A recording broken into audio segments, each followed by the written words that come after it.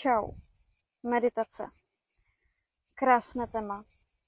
Teď jsem se dostala na krásné místo v přírodě a zjistila jsem, že celoživotně medituju bez toho, aniž bych to věděla. Takže hustý.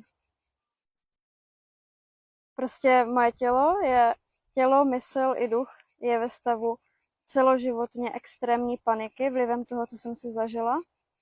A nebo pak už nemůžu a úplně sama přirozeně jdu do nějakého hluboce meditativního stavu.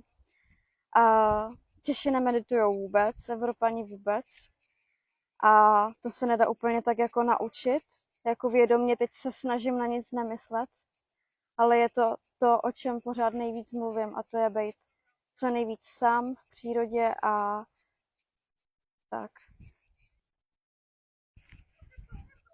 Je to jako, když se cítíte být dětmi a jste úplně šťastný a nemusíte mít žádnou masku a dozvídáte se něco o sobě a tak dále. Byla jsem 2,5 měsíce v Jižní Americe, v Ekvádoru a Peru a celý život mě to tam táhlo. A ta mentalita, oni přesně takhle žijou, oni jsou jako děti. Oni jedou prostě na motorce, jedou rychle, zběsile, užívají si to bez helmy a nikdo tam nikoho neřeší, prostě jsou jako děti, takový vědomí, ale nejsou zlí a milují tu kulturu. Chci tam jednou žít, až